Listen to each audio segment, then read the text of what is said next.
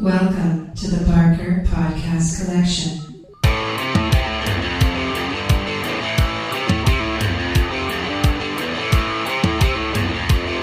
I suck, you suck, I suck at Call of Duty.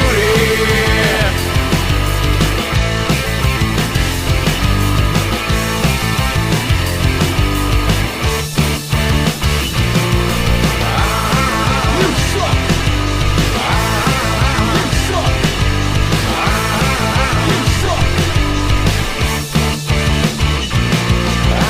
Welcome to the Not Playing Podcast. My name's Rob Howard, and this week I'm joined by Ian Bruce, Patrick Kay, and Marcus Hurley. Yes, indeed. You're joining us today, Marcus, because you've been poking a mon in, haven't you? I don't know what to say to that, really. No mons were poked in the making of this podcast. Yeah, We don't normally cover mainstream news on this show, but something exploded last week onto people's phones. It's definitely gaming news. It is, and it's also quite profound in that it's a augmented reality experience that's actually got people off their arses and going on little walks around outside. Or big walks in some cases. Or big walks, yeah. So how long a walk did you go on then? Well, obviously I tried it out when it sort of hit the sort of servers in the UK. I think it was Wednesday or something it came out. Gave that a go and thought, yeah, this is pretty cool, this is alright. It felt like a beta. It still feels like a beta. It's got massive amount of jankiness to it. It does crash a bit. Quite a bit. Got some bugs. In fact, it crashes less than Eddie the Eagle probably did. But yeah, it's... I don't know. And then we decided to wait till the weekend, me and the missus, because we thought, well, we're both into this sort of stuff a little bit. She plays it often. I haven't played a Pokemon game in years. But... yeah, and then the servers went down. And the servers went down. So we went to the park, and guess what we did? We lounged around the park without actually playing any games. It tricked you into going to the real world. It's tricking everyone into go out to the real world. It ruined our life choices. It's so clever, though. And then we waited around, and then when we actually came home, we thought, sod that. Then it came back up, and we left the house. And this is when we realised that we were addicted. I know. Yeah. I'm doing the exact same thing Ian's doing. In fact, I was doing that as we left the house. But the funny thing was, we were walking around and we went to, we're literally about, 3 minutes from Central Park in Chelmsford, which is like a big area, big park area. And by the time we got there, we're about 5 minutes from Central Park, and we saw plenty of couples coming around. We thought, they don't look like the Texan type. But did you see the video of them stampeding over to Central Park, though? Yeah, that's mental. See, there was a rare one, and everyone just went nuts. It was like mental. That made me think World War Z was maybe not quite so CG'd as we thought, but but yeah, no. I mean, we saw loads of couples. I mean, it literally is a couples gaming thing, and friends and everything else. It's insane. We saw people, old, young, people that you would probably more likely buy crystal meth off than speak to in the park. We're playing this. I've had so many conversations with strangers over the last few days because of this game. It's mental. I think it's fantastic. Yeah, I think it's amazing. Yeah, I've been playing it for the last few days. But yeah, it's brilliant. Like it's like I went into work like I think 3 days ago, and literally every single person at my work was playing that game instead of working. Yeah. Including all the bosses, everyone was playing it. Yeah, like that's never happened. I've never gone in and had everyone playing one computer game. So, I like the way that it's using roads that you know. I think that's the whole point. It's set in some sort of sense of reality. So it's also all the areas that you know and whatever. And you go to a Pokestop and you spin the little sign, and it gives you a little bit of information. Like apparently, it's it's kind of like the Assassin's Creed thing, how it kind of like tricks you into learning a little bit of history every time you go near synchronise. You're learning about the area where you live instead. Like it's very cool. I went past Jessop's on the high street, and I saw the little thing, and I was like, oh, I don't know what it's actually highlighting here, but it was a little gargoyle, and it's in like the arch of Jessup. You probably know. Yeah, that's I spam. I was like, I absolutely grind that. Because I can get that from where I sit at work. Yeah. But I didn't know that was there either. I didn't know it was there until the game showed me it was there. I hadn't noticed it before. There's like statues around where I work near the Tate Modern, and like it's highlighting them as well and stuff. There's actually a Pokemon gym on the Millennium Bridge, but there's a bigger, I don't know what they're called, but it's one of the bigger Pokemon sitting on there at the moment. So my measly flying thing, chicken, whatever, is no match for that. Yeah, but one day... One day my chicken will take down an eagle. Yeah, yeah. I just loved it on Friday when I met a bunch of people down the pub and everyone was into it. Even the barman there was like dropping down lures to like try and get more people to come in the pub. Yeah, like it's a big thing. Like businesses are like using it to their advantage. Yeah. You know, they're getting people through the doors of their businesses by putting down these lures. It's so clever. What I found was amazing was actually there was a point in which you could apply to be a gym or a Pokestop, I think, as well. Oh, right. So a lot of businesses must have known this was coming up or been approached. Because I was thinking, it's a bit weird how they're all pubs. All of the gyms appear to be pubs. It's like I think there's going to be a big thing that's going to be Pokemon pub crawls. I think that's going to be a huge. I think that's going to be the new pub golf. You know, that's. I must admit that did pop into my mind fairly early on once this has happened. But yeah, I think McDonald's are doing some kind of deal where like loads of McDonald's in Japan are all going to be Pokestops. Yeah. To try and counteract the fitness of people playing the game. Did you have a look at this, Ian? I had a brief look at it at work on Saturday, and I absolutely get why everybody's doing it, but I absolutely cannot be asked. Yeah, that's fair enough. I just want to relax. Me, and walking around looking at my phone. I know. Well, this is the thing. Even if it's of the world through my phone. Yeah. There was something you said, Pat. It kind of made me smile. It was like you said that you were grinding a Pokestop, not because it was humorous and tacky, but it's the fact that I've been doing the same thing, and that's when you realise something's become a bit of a video game as opposed to a gimmick. Absolutely. We've got one right here. There's a post office, so we can sit on the sofa and put lures down and catch all sorts of stuff. You make the real world part of the game. But it's insane. But the thing is, I've also encountered frustration because I've been trying to kill. There was one I was trying to catch and it crashed 4 times and I lost it. And it was the same kind of feeling, you know, when you can't quite complete a level, you want to throw the control pad and storm off. And I'm thinking, but this is just a little techie beta app. It's, you know, and it's free. I haven't paid anything for it.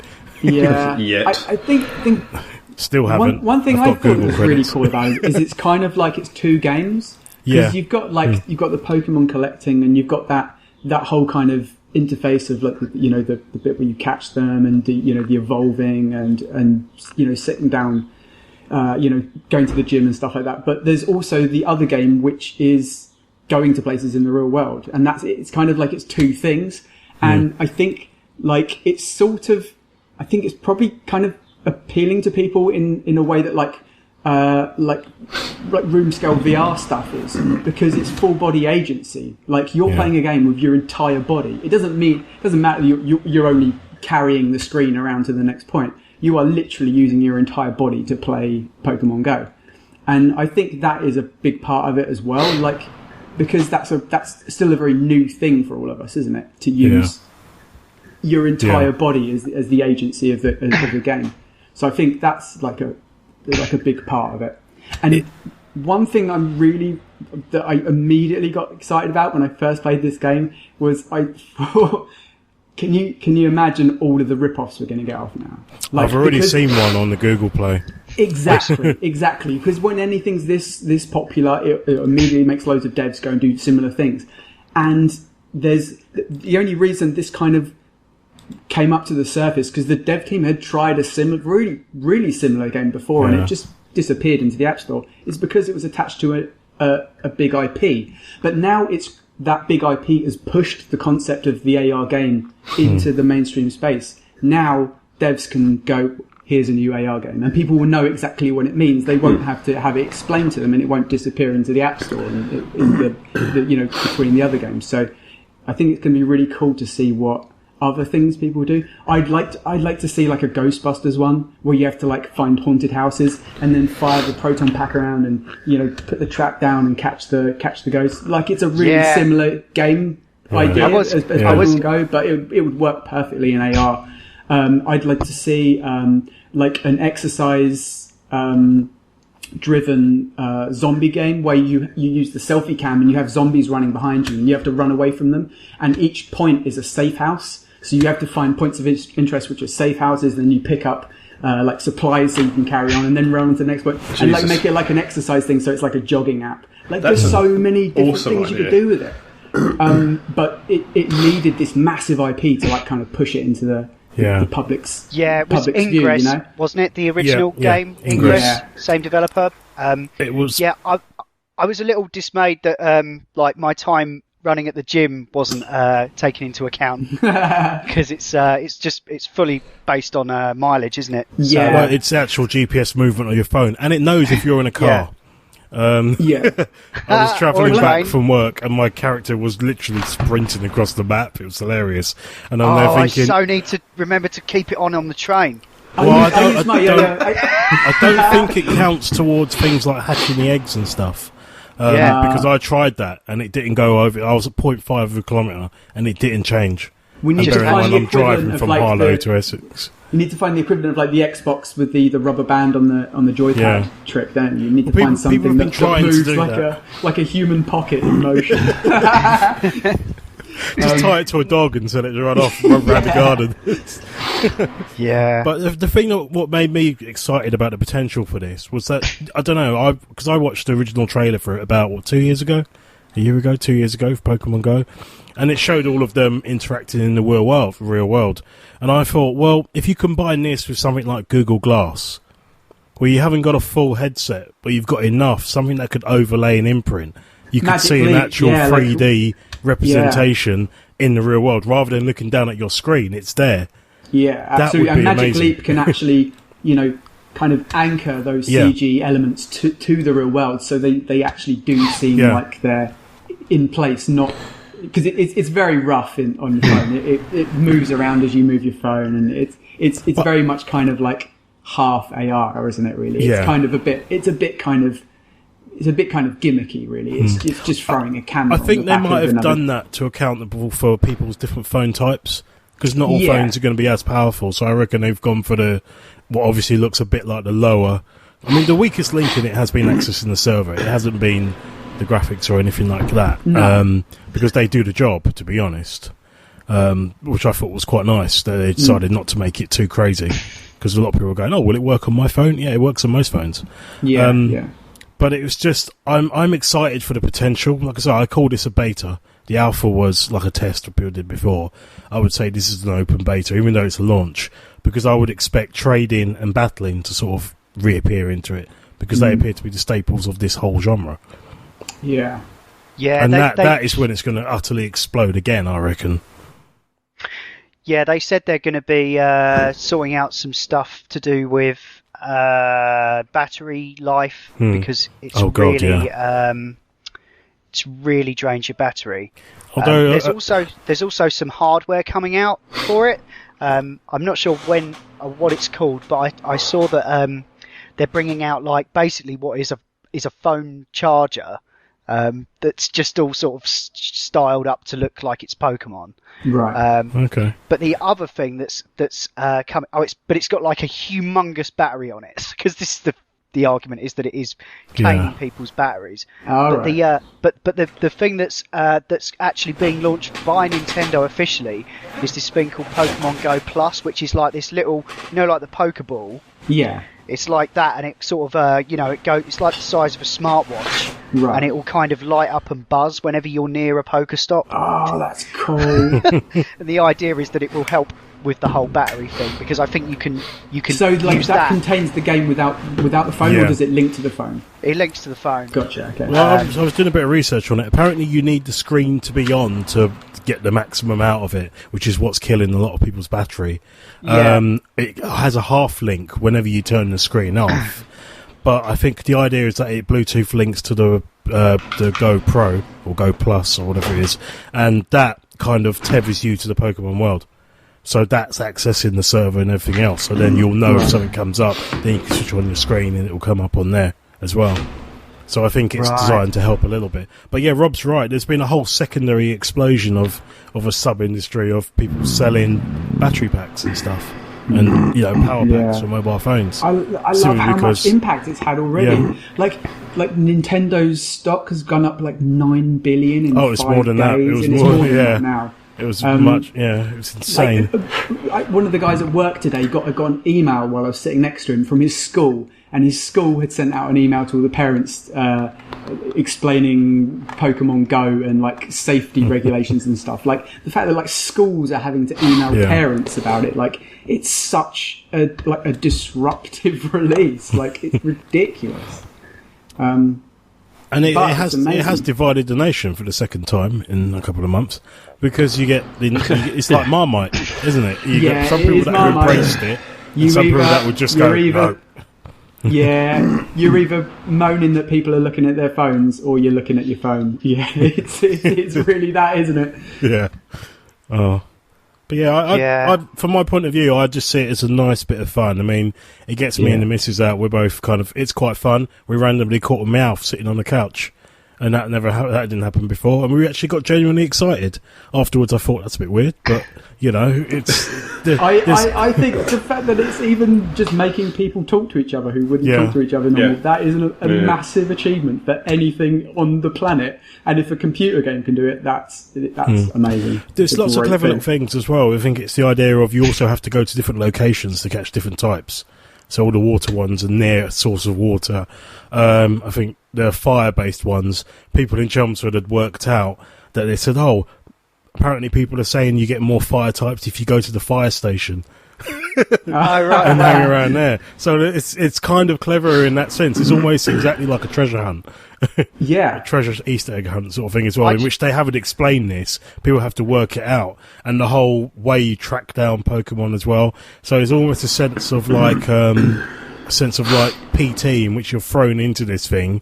You know it's Pokemon. You know you've got to throw a Pokeball at it. But everything else you have to figure out on your own. And whole communities are just trying to find out more about this game. And then they're posting their findings. And you meet people in the street and then they tell you the information because they found out. And it's insane. I just love it. I just think it just paints gamers as such a great light. Even if you're not a real gamer and you've picked it up, it just shows that it's not all, find people and shoot them in the face. It's brilliant. Yeah. Anyway. Yeah, I just like the way that it's turned my commute to work into like a bit of a video game. yeah, it's great. But yeah, they said some improvements they're going to be adding are the ability to trade Pokemon, which has always been a thing of the normal games, apparently. I've never played a Pokemon game in my life, full disclosure. So that's coming. Of course, there have been some... the press have had a field day with this, obviously. Talk of people finding dead bodies, getting mugged. All the kind of stuff that happens when you go outside, I guess. Yeah. But it's news because it's a video game and they can tear it a new one. Yeah.